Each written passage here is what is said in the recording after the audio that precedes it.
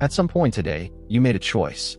Maybe you chose what to eat, what to click, whether to save money this month, whether to donate an organ. You made that choice freely, with no pressure. Nobody forced you. But what if I told you that the choice you made was, in large part, decided before you ever thought about it? Not by someone reading your mind, not by an algorithm predicting your behavior, by the physical arrangement of the room you were standing in, by which option was listed first on the form you filled out, by whether someone had to check a box to opt in or to opt out. This is not a theory. It is a field of science with a Nobel Prize, government policy units in more than 50 countries, and decades of evidence showing that the architecture of the environment you are in is making choices for you, silently, constantly, and without your awareness. And once you see it, you will see it everywhere. In 2008, an economist named Richard Thaler and a legal scholar named Cass Sunstein published a book called Nudge. The central argument was this: human beings do not make decisions in a vacuum. They make decisions in environments. And the way those environments are structured, which option comes first, what the default is, how choices are presented, systematically determines what most people choose. They called this choice architecture. A choice architect is anyone who designs the context in which people make decisions. That includes cafeteria managers, insurance form designers, website developers, government administrators, urban planners. Everyone who designs a form, a room, a menu, a website, or a policy is a choice architect, whether they know it or not. The question is not whether choice architecture exists. It always exists. Every environment has a structure. The question is whether that structure is designed deliberately or by accident. In 2017, Thaler received the Nobel Prize in Economics for this work. By then, governments around the world were already quietly redesigning their citizens' environments. In 2009, a team of researchers led by Brian Wansink at Cornell University ran an experiment in school cafeterias. They did not change the food. They did not change the prices. They did not put up any signs telling students to eat healthier. They did not take away any options. They simply rearranged where things were placed. Healthy foods, fruit, salads, vegetables, were moved to eye level and to the front of the serving line. Less healthy options were moved to the sides and back. The result: consumption of healthy foods increased by up to 25%. No information campaign, no price change, no coercion, no student noticed the rearrangement. The architecture did the work. Now consider what this means at scale. Every supermarket in the world is laid out by people who have studied this science. The items at eye level are the ones the store most wants you to buy. The essentials, milk, eggs, bread, are at the back, so you have to walk past everything else to reach them. The checkout line is lined with impulse items because waiting activates the very part of the brain most susceptible to unplanned spending. You have been navigating choice architecture your entire life. In 2003, Eric Johnson and Daniel Goldstein published one of the most striking findings in the history of behavioral science. They compared organ donation rates between European countries. Some countries had opt-in systems.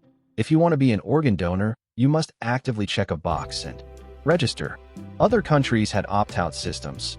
You are automatically registered as a donor unless you actively choose to remove yourself. The difference in outcomes was staggering. Countries with opt-in systems: Denmark, 4.25%, Germany, 12%, the Netherlands, 27.5%. Countries with opt-out systems: Austria, 99.98%, Belgium, 98%, France, 99.91%. The same human beings, the same values, the same culture of generosity or reluctance. The only difference was a single word on a form: in or out. That single word is responsible for thousands of additional transplants every year. Thousands of lives saved or lost, not by changing what people believe, not by changing what they value, not by persuading them of anything, by changing which option required them to take action. This is what Thaler and Sunstein meant by the power of defaults. In the absence of an active decision, most people stay with whatever the default is, not because they have considered it and agreed, but because changing requires effort. And effort at the margin is enough to determine the outcome. In the early 2000s, Thaler and his colleague Shlomo Benartzi faced a problem that had defeated economists and policymakers for decades. People know they should save for retirement. They say they intend to save for retirement, and then they do not save for retirement. The standard solution was to educate people, to remind them of the importance of saving, to show them projections of what their retirement would look like if they did not save enough. None of it worked. Thaler and Benartzi tried something different. They did not try to change what employees wanted. They changed the architecture of how they enrolled. Their program, called Save More Tomorrow, automatically enrolled employees in a pension plan that increased their savings rate slightly every time they received a raise, unless they actively chose to opt out. Within 28 months, participation rates had increased from 3.5% to 13.6%. Average savings rates nearly quadrupled. No mandate, no tax incentive, no campaign, no new information, just a different default. Today, automatic pension enrollment is the policy in multiple countries. The United Kingdom made it default. In 2012, by 2020, over 10 million additional British workers had pension savings they did not have before. Not because they decided to save, because the system was designed so that not saving required a decision. In the early 1990s, a maintenance manager at Schiphol Airport in Amsterdam faced a problem familiar to anyone who has cleaned a public bathroom: spillage. He could have put up a sign. He could have trained cleaning staff to clean more often. He could have redesigned the hardware. Instead, he etched a small image of a housefly near the drain of each urinal. Men aim at targets.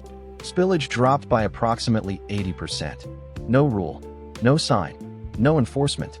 A tiny change to the environment produced a massive change in behavior. This is the principle at its most elegant. You do not tell people what to do. You design the environment so that the desired behavior becomes the path of least resistance. Now look at your phone. Every default notification setting is a nudge. Every pre-checked box in a sign-up form is a nudge. Every app that opens to a feed of content rather than a blank screen is a nudge. Every one-click purchase button is a nudge. These are not accidents. They are decisions made by choice architects, people who have studied exactly this science to produce exactly this outcome. The UK's Behavioural Insights Team, established in 2010, achieved a 15% increase in organ donor registration by adding a single sentence to a government website. Every day, thousands of people who see this page decide to register.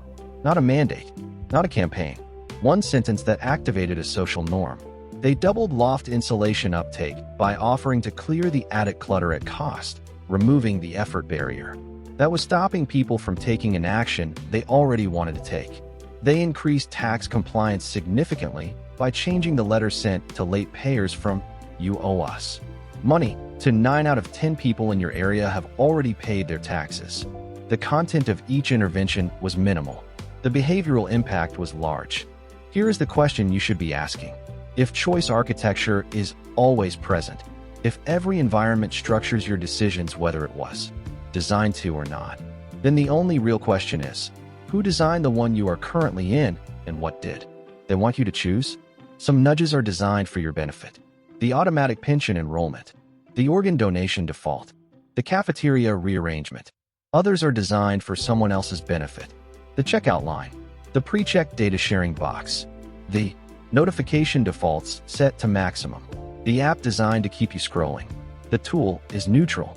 The intentions are not always. Thaler himself has said that the goal should be what he calls libertarian paternalism, preserving freedom of choice while designing environments that make the better choice easier. But knowing the science creates a responsibility. Because once you understand that the architecture is always there, once you can see the fly in the urinal, the default on the form, the item at eye level, you can begin to ask a question that most people never ask. Is this choice mine? Or is this choice the one the architecture was designed to produce? That question, applied consistently, is one of the few genuine acts of cognitive freedom available to a human being in a designed world.